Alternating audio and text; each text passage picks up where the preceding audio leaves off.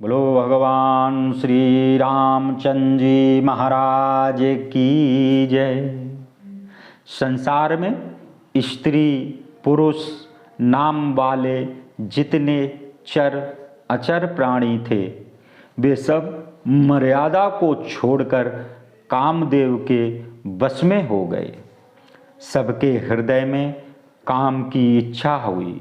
लताओं को देखकर वृक्षों की शाखाएं झुकने लगीं, नदियां उमड़कर समुद्र की ओर दौड़ी और ताल तलैया भी आपस में मिलने लगे। जब जड़ वस्तुओं की ऐसी दशा कही गई है, तब चेतन जीवों की करनी कौन कह सकता है। आकाश, जल और पृथ्वी पर रहने वाले पशु पक्षी भी समय भूलकर काम के अधीन हो गए। कामांध होकर सब लोग व्याकुल हो गए। चकवी चकवा भी रात दिन नहीं देखते थे। देव, दैत्य, मनुष्य, किन्नर, सर्प, प्रेत, पिशाच, भूत और बेताल, इनको सदैव कामदेव के दास जानकर इनकी दशा मैंने कुछ नहीं कही। सिद्ध, विरक्त, महामुनि तथा योगी भी काम के वश में हो गए। जब योगी और तपस्वी ही काम के वश हो गए, तब दुराचारियों की दशा कौन कह सकता है। जो सब चराचर को ब्रह्ममय देखते थे, वे सबको स्त्रीमय देखने लगे। स्त्रियां सबको पुरुषमय, पुरुष सबको स्त्रीमय देखने लगे। 2 घड़ी तक सारे ब्रह्मांड के बीच कामदेव ने यही खेल खेला। किसी ने धीरज नहीं रखा। सबके मन कामदेव ने हर लिए। जिसकी रघुनाथ जी ने रक्षा की, वे ही उस समय बच गए। 2 घड़ी तक ऐसा खेल हुआ। अब कामदेव शिवजी के पास गए। जब शिवजी को देखकर कामदेव सकुचाया, तब संसार ज्यों का त्यों ठहर गया। तुरंत ही सब जीव सुखी हो गए। जैसे नशा उतर जाने से मतवाले सुखी हो जाते हैं। परम मजे और दुर्गम रुद्र भगवान शिवजी को देखकर कामदेव डर गया। लौटने में लज्जा उत्पन्न हुई और कुछ करते बनता नहीं। तब अपना मरना मन में ठानकर उसने उपाय रचा। तुरंत सुंदर ऋतु को प्रकट कर दिया। नए नए पत्ते, फूल और वृक्ष उत्पन्न हो गए।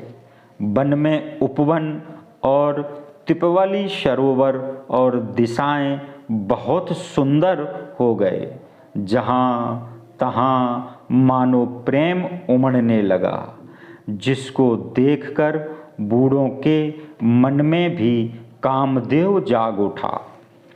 वन की सुंदरता कहते नहीं बनती, जिसे देख मरे मनों में भी कामदेव जाग उठा। काम रूपी अग्नि को सच्चा मित्र, शीतल मंद सुगंध पवन चलने लगा। सरोवरों में अनेकों कमल खिल गए, जिन पर सुंदर भौरों के झुंड झूमने लगे। सुंदर हंस, कोयल और तोते रसीली बोली बोलने लगे। अप्सराएं गा गाकर नाचने लगीं। जब करोड़ों प्रकार से सब कलाएं करके कामदेव हार गया, पर शिवजी की अटल समाधि न टूटी।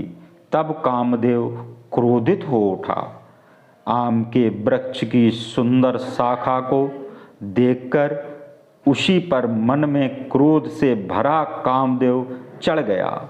वहाँ फूलों के धनुष पर अपने बाण चढ़ाए और बहुत क्रोध से निशाना ताक कर कानों तक धनुष को तान लिया। वे छोड़े हुए कठिन वार हृदय में लगे। तब शिवजी की समाधि टूट गई और वे जागे। उस समय शिवजी के मन में बड़ा क्षोभ हुआ। उन्होंने आंखें खोलकर सबकी ओर देखा। आम के पत्तों में कामदेव को देखते ही ऐसा क्रोध प्रकट हुआ कि तीनों लोग कांप उठे। तब शिवजी ने तीसरा नेत्र खोला। देखते ही कामदेव जलकर भस्म हो गया। जगत में बड़ा हाहाकार हुआ। देवता डर गए, दैत्य सुखी हुए। कामदेव सुख को याद करके भोगी लोग सोच करने लगे और योगी साधक निडर हुए। योगी निष्कंटक हुए। कामदेव की स्त्री रति अपने पति की यह दशा सुनते ही मूर्छित हो गई। रोती चिल्लाती और अनेक प्रकार से करुणा करती हुई शिवजी के पास गई और अत्यंत प्रेम से हाथ जोड़ अनेक प्रकार से विनती करके सामने खड़ी हो गई। शीघ्र प्रसन्न होने वाले दयालु शिवजी स्त्री को देखकर सुंदर वचन बोले, हे रति, आज से तुम्हारे पति का नाम अनंग होगा। वह बिना शरीर ही सबको व्यापेगा। अब अपने पति के मिलने का प्रसंग सुनो। जब यदुवंश में पृथ्वी के बड़े हुए भार को हरने के लिए श्री कृष्ण अवतार होगा, तब तुम्हारा पति उनका पुत्र प्रद्युम्न होगा। मेरा वचन अन्यथा नहीं होगा। शिवजी की बात सुनकर रति चली गई। अब मैं दूसरी कथा कहता हूँ। ब्रह्मा देवगणों ने यह समाचार सुना तो बैकुंठ को चले। वहाँ से विष्णु और ब्रह्मा सहित देवता वहाँ गए जहाँ कृपा निधान शिवजी थे। सबने अलग अलग स्तुति की। तब चंद्रभाल शिवजी प्रसन्न हुए। कृपा के समुद्र शिवजी बोले, हे देवताओं, किस निमित्त यहाँ आए हो सो कहो। ब्रह्मा जी ने कहा, हे प्रभु, आप अंतर्यामी हैं, तो भी हे स्वामिन, भक्तिवश आपसे विनती करता हूँ। हे शंकर, देवताओं के हृदय में ऐसा परम उत्साह है कि हे नाथ, वे आपका विवाह अपने नेत्रों से देखना चाहते हैं। हे कामदेव के मद को दूर करने वाले, हम लोग यह उत्सव अपने नेत्र भरकर देखें, ऐसा उपाय कीजिए। हे कृपा सागर, कामदेव को भस्म कर रति को आपने जो वरदान दिया, यह बहुत अच्छा किया।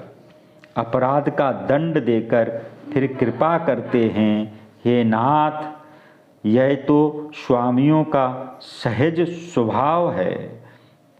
ये तो का सहज स्वभाव ही है। पार्वती जी ने भारी तप किया है, उन्हें आप अंगीकार कीजिए। ब्रह्मा जी की प्रार्थना सुनकर और प्रभु श्री राम जी की वाणी का स्मरण कर शिवजी ने सुख मानकर कहा कि ऐसा ही होगा। तब देवताओं ने दुंदुभी बजाई, फूलों की वर्षा करके वे बोले, हे देवताओं के स्वामी, आपकी जय हो। अवसर जानकर सप्त ऋषि वहाँ आए।